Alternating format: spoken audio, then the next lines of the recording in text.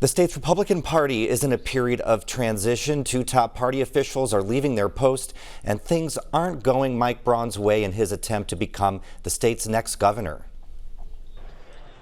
Delegates met last weekend to pick their candidates for the state's top offices. Now, Mike Braun wanted State Representative Julie McGuire as his running mate, but delegates chose ultra-conservative pastor Micah Beckwith as the GOP's nominee for lieutenant governor. I want to be a unifier. I want to extend an olive branch. I want to make sure that, people are heard. I think the conservative movement, the grassroots movement that I'm a part of, I believe they feel unheard. Beckwith, self-proclaimed Christian nationalist, built his campaign on the idea of being a check and balance to the governor. And he says the convention result further exposed divisions in the Republican Party. Less than 48 hours after Beckwith's stunning upset, Republican Party Chair Anne Hathaway and Executive Director Joe Elsner announced they were stepping down. Hathaway's been in the position for less than a year, but in a statement she wrote that she and Elsner only agreed to serve in their roles on a temporary basis. Meanwhile, Democrats see this as an opportunity to expose what they call cracks in the Republican Party's foundation. We cannot turn Indiana over to extremism. Democratic gubernatorial candidate Jennifer McCormick is a former Republican officeholder, and she says Republicans nominating Micah Beckwith is the kind of thing that made her leave that party. McCormick faces a huge financial disadvantage in the race against Braun, but she says resources have been coming in more easily since Beckwith got the nod. But also we are very strong in a grassroots coalition. So we are relying on those folks who will go talk to their family and talk to their neighbors. In a leaked memo, conservative attorney Jim Bopp warned of several negative effects of Beckwith's nomination, including concerns that Beckwith will cause division and chaos and undermine Braun's leadership. My running mate can say whatever he wants. If it doesn't make sense, if it doesn't resonate, remember, I'm going to be the governor. Now, Braun says he and his running mate are working to align their messaging. Now, meanwhile, Jennifer McCormick has selected former state lawmaker Terry Gooden as her pick for running mate.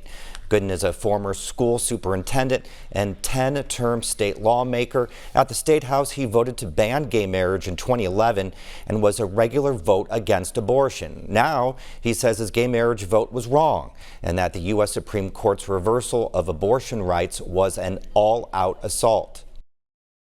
We must do everything we can to restore the rights of women to make decisions about their own body. Now, Gooden will have competition for the nomination at the Indiana Democratic Party convention. Two others, Bob Kern and Cliff Marsiglio, have also filed to run for lieutenant. We're joined now by State House reporter Brandon Smith for more on this crazy week in state politics. Hi, Brandon. Thanks for being here. So Beckwith was not Braun's pick, and he's been heavily criticized, but reaction to McCormick's pick of Gooden has also been mixed. You've interacted a lot with Gooden over the years at the State House. Can you elaborate on his experience? Well, there's no doubt that Terry Gooden has more than enough legislative experience for the role. He served 20 years at the State House, including a stint as the House Democratic leader. But he was also perhaps the most conservative Democrat there. As we pointed out, a regular vote against abortion rights, a vote against gay marriage in 2011, a regular vote in favor of loosening gun restrictions. He is changing his tune on some of that. But now he'll have to convince Democrats that in 2024 he represents what the party stands for. You know, as we saw with Braun, convention delegates could nominate someone other than Gooden, right?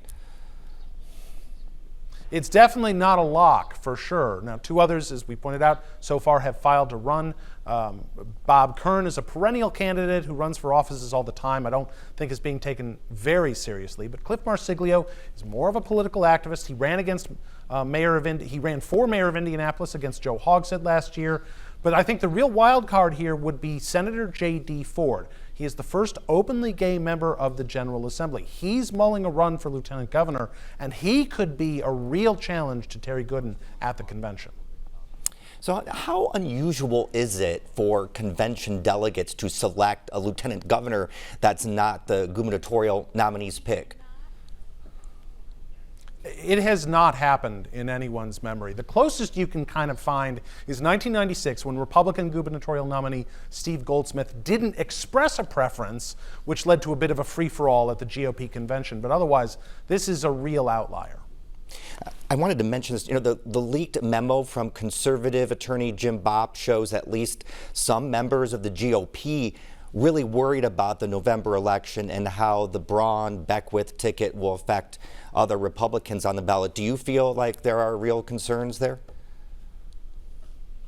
I think that some people certainly have those concerns, but I also don't think it might ultimately come to anything when it's all said and done. First of all, Braun will still be at the top of the ticket, and as much as they will shine a light on Micah Beckwith as his running mate, it's really going to be about what Braun wants to do. And the reality is also there are a lot of people in the state who are not only fine with what Micah Beckwith represents, but actively support it. And then just really quick, what do you think the next few weeks are going to look like in the governor's race? On the GOP side, we'll start to get a sense of how Braun and Beckwith will work together. On the Democratic side, it's Terry Gooden trying to convince Democrats he's one of them. Brandon, thank you so much.